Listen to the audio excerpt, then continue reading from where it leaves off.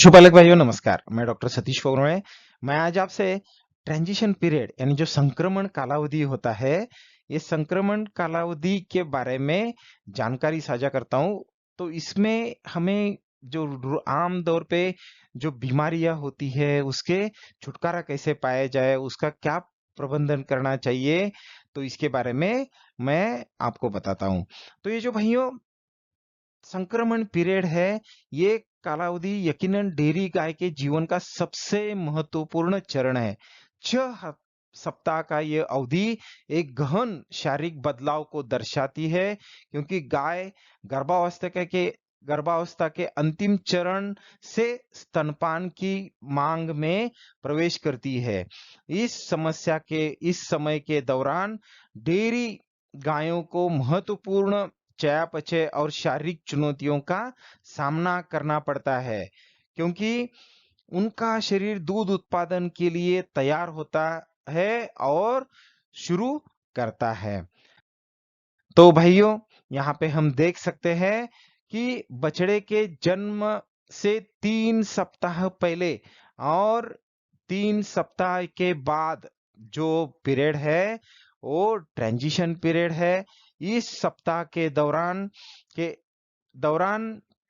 अधिकांश स्वास्थ्य संबंधी समस्या सामने आती है। तो इस संक्रमण का क्या अर्थ है भाइयों? तो इस संक्रमण का अर्थ है गाय का एक चरण से दूसरे चरण में जाना, या तो दूध देने से लेकर सूखा पीरियड जो होता है, ड्राई पीरियड जो होता है, से वापस दूध देने तक का जो पीरियड है, इसे संक्रमण पीरियड बोलते हैं। ये डेयरी गाय के लिए सबसे तनावपूर्ण का समय होता है, इसलिए अतिरिक्त सावधानी बरतना महत्वपूर्ण है। ऐसा करने से बछड़े के जन्म के बाद होने वाली आम बीमारियां जैसे मस्टाइटिस, मेट्राइटिस और कीटोसिस को रोकने में मदद मिलती है। ये ट्रांजिशन पीरियड क्यों सबसे महत्वपूर्ण है भाइयों? तो आप जो 75% जो गायों में होने वाले जो रोग है, डिसीजेस है, तो पहले काविंग के बाद जो पहले 30 दिन का पीरियड है और ज्यादा दूध देने वाले जो गाय है उनको ये अफेक्ट होता है। और इसमें सबसे महत्वपूर्ण समस्या होती है mastitis, metritis, ketosis, milk fever, बाद में हाइपोकैल्शियमिया, बाएं अबोम बाएं अबोमेजम, बाएं साइड में अबोमेजम का विस्थापित होना, ऐसी समस्या आती है। चयापचय की समस्या होती है। तो ये इसमें हम देखेंगे मस्टाइटिस। मस्टाइटिस में क्या होता है? मस्टाइटिस यानी स्तनदाह। इसमें होता है स्तनदाह हो जाता है, दूध उससे दूध का नुकसान हो जाता है, दूध का उत्पादन कम हो जाता है, परमानेंट लॉस हो सकता है। उस जो अडर का क्वार्टर है उसको ट्रीटमेंट में 750 रुपए से भी ज्यादा का खर्चा आता है। मेट्राइटिस ये जो बीमारी है भाइयों, ये बीमारी होती है डिस्ट्रोकिया अगर हो गया, बच्चा फंस गया, बाद में इन्फेक्शन होता है, जार अटक जाता है, तो इसके कारण उसे बच्चेदानी से पस, खून भरा पस पस आता है, दुर्गंधी आती है, इससे बहुत बड़ा नुकसान होता है। जो ब्रीडिंग हम प्लान करते हो नहीं पाता है ठीक से, उसकी ट्रीटमेंट कॉस्ट भी बढ़ जाती है, उसे 1,000 रुपए से ज्यादा का खर्चा आता है।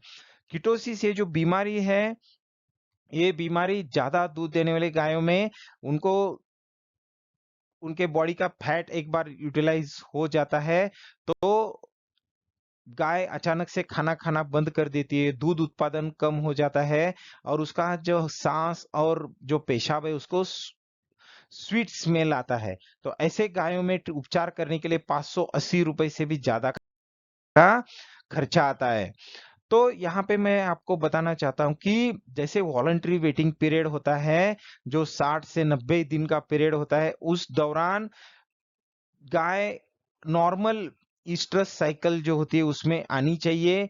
तो जो इसका ओवेरियन डायनेमिक्स बोलते हैं, ओवेरियन डायनेमिक्स नॉर्मलाइज हो जाना चाहिए। तो क्या हो जाएगा, उसमें हमें एआई करेंगे तो हमें कंसेप्शन मिलेगा, काप ईयर प्रोग्राम बन जाएगा। यहाँ पे मैंने दिखाया है कि काविंग होने के बाद प्रोजेस्टेरॉन की लेवल डाउन हो जाती है, धीरे धीरे उसमें ओवेरियन एक्टिविटी चालू होती है, फॉलिकल जो इस्ट्रोजन की लेवल बढ़ती जाती है। तो ये साइकिल का नॉर्मल रूप में आना सबसे महत्वपूर्ण है भाइयों। तो अगर इसमें प्रॉब्लम्स रहे ट्रांजिशन पीरियड के दौरान, तो ये नॉर्मल चक्र नहीं चालू होगा और इसके कारण हमें प्रजनन करने में काफी समस्या होगी, कंसेप्शन नहीं मिलेगा, इनफर्टिलिटी की समस्या बढ़ जाएगी।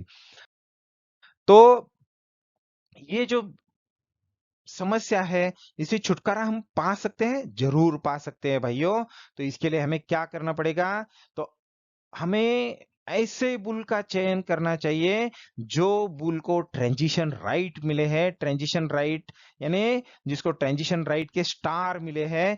जिस बुल को 3 से ज्यादा स्टार मिले हैं, ऐसे बुल का हम अगर चयन करेंगे तो आने वाली जो जनरेशन में जो बच्चियां हैं वो उनका काविंग होगा, तो उस पीरियड में कम से कम इस समस्या आने वाली है भाइयों। तो ये उसमें कम से कम समस्या मस्टाइटिस मेट्रोसिस आने वाली है। तो इस पीरियड में हम देख सकते हैं एक एनालिसिस हुआ है, तो इसमें होल्स्टीन में मस्टाइटिस की 7% तक कमी होगी, मेट्राइटिस की 6% तक कमी होगी और कीटोसिस की 4% की इंसिडेंस कम हो सकती है। जर्सी में 10% की मस्टाइटिस में कमी होगी और मेट्राइटिस में 3% की कमी होगी भाइयों।